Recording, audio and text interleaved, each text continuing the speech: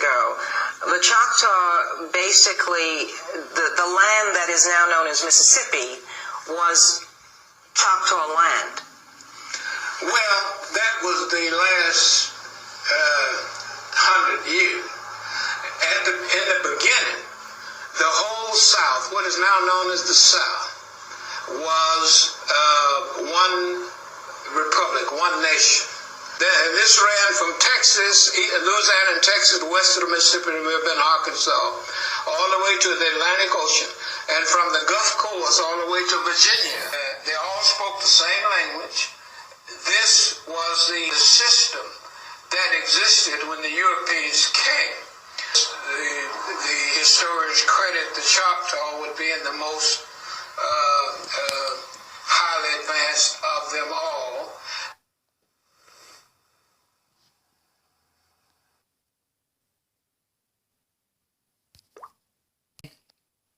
Democracy in the Iroquois Constitution. It says Alaka Wali, the curator of North American anthropology of Niguani Integrative Research Center. We are a nation built on the ideas of many, and North American contribution to our collective culture and society are immeasurable. The founders who wrote our U.S. Constitution based on their democratic ideals were influenced in part by Native American way of government, which should be American Indian. The Iroquois Constitution, also known as the Great Law of Peace, is a great oral narrative that documents the formation of a League of Six Nations, Cayuga, Onondaga, the Mohawk, the Oneida, Seneca, and later on the Tuscarora nations. The date of origin is contested, but it was well before the arrival of European settlers in America. The Constitution also commemorated on wampum beads fashioned from the shells of whelks and quahog clams, included more than a few familiar concepts. A restriction on holding dual offices, processes to remove leaders within the Confederacy, a bicameral legislature with procedures in place for passing laws, a delegation of power to declare war, and a creation of balance of power between the Iroquois Confederacy and individual tribes according to later transcriptions. Founding fathers such as Benjamin Franklin were in regular contact with the Iroquois Confederacy, and the Great Council leaders were invited to address the Continental Congress in 1776. The Six Nations of the Iroquois Confederacy, or Haudenosaunee, people of the Longhouse, thrive today. Here at the Field Museum, we are proud to hold and trust a collection of 200 artifacts labeled as Iroquois, dating from 1900s to the present day, and another about 200 from the separate nations that comprise the Confederacy. Okay. And here it says Library Company of Philadelphia, Digital Collections. It says the two platforms. Every radical in Congress voted for Negro suffrage. Every radical in the Pennsylvania Senate voted for Negro suffrage. Stevens, Fortney, Cameron, and the Negro suffrage, and the candidates of the United Senate. No radical newspaper opposed Negro suffrage. Gary and it says Ken, no possible objection to Negro suffrage. It says Climbers, a platform is for the white man.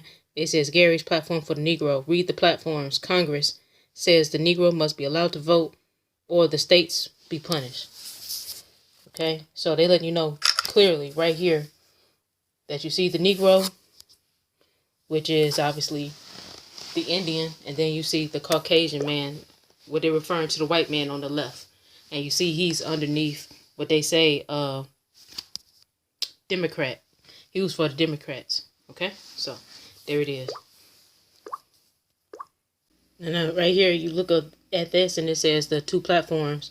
The Democratic platform is for the white man, it says, and then on the right, it says the Republican platform is for the Negro. An Iroquois chief helped write the U.S. Constitution. It says in 1744, the Iroquois chief Kansitagio addressed a treaty conference between the American colonists and the Six Nation Iroquois Confederacy.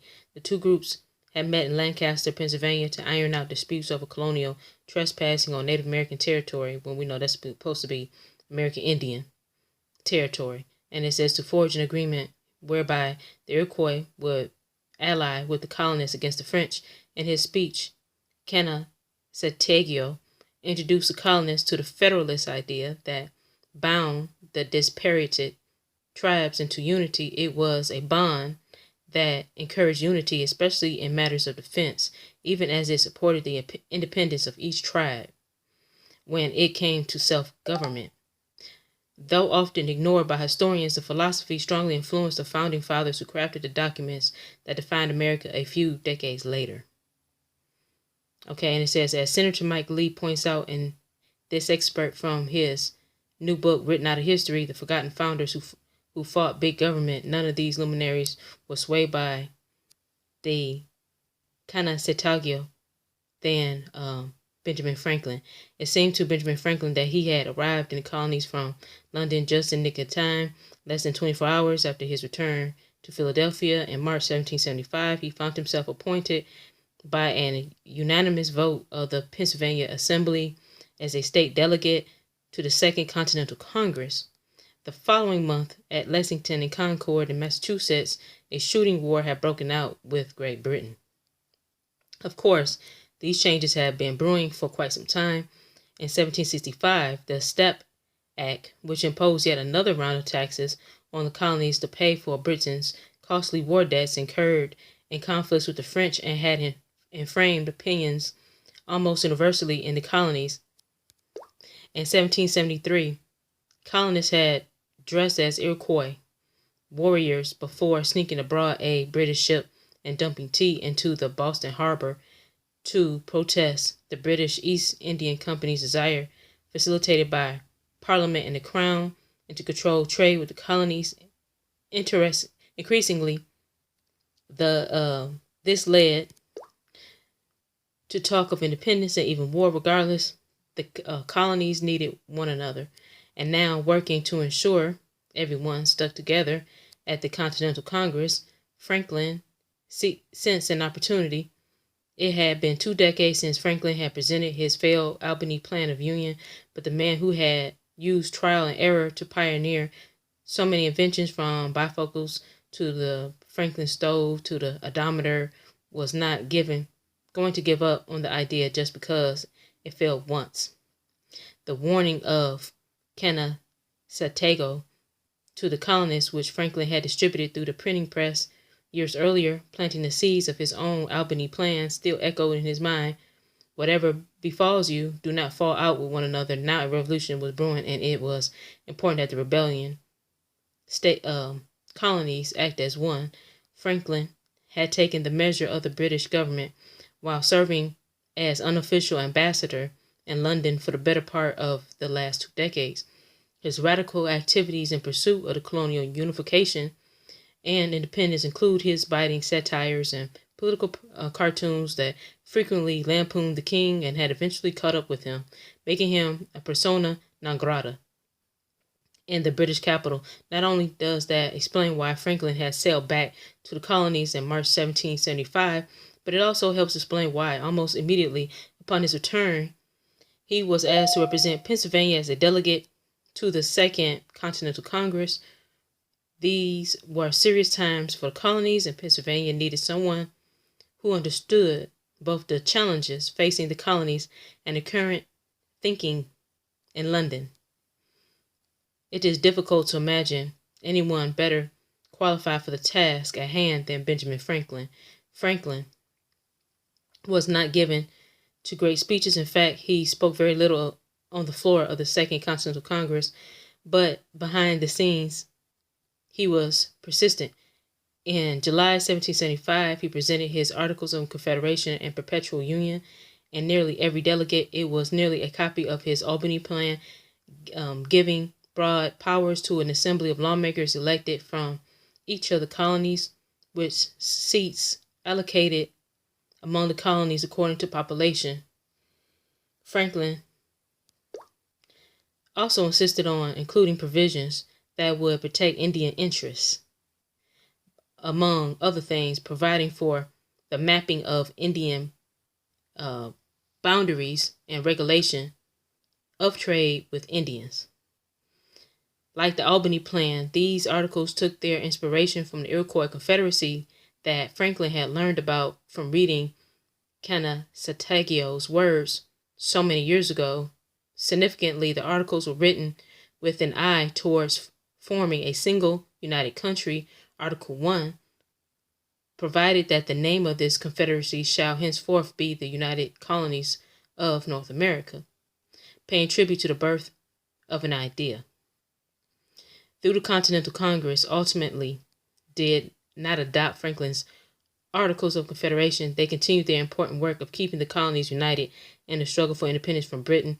Franklin's plan had been an important part of the discussion, supported by other delegates such as Thomas Jefferson. Certain elements of the plan later emerged in the final Articles of Confederation, adopted as the first national system of government in 1777. While the plan Franklin presented was his own work, it envisioned a system that was unmistakably inspiring by the Iroquois nation. This debt was acknowledged in August 1775 when the Continental Congress appointed delegates to appoint a special meeting with the Indians in Albany to inform them of the work the Congress was undertaking in Philadelphia to form a new nation.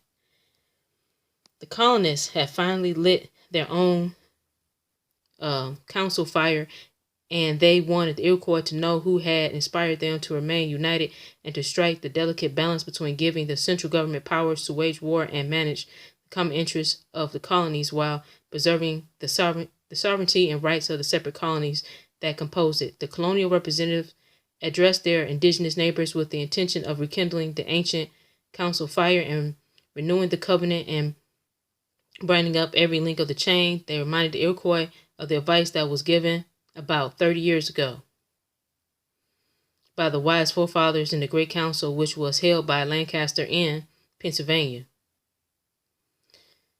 It says, when Kanasatego spoke to us, the white people, in these very words that held sunk deep into the hearts of the colonists.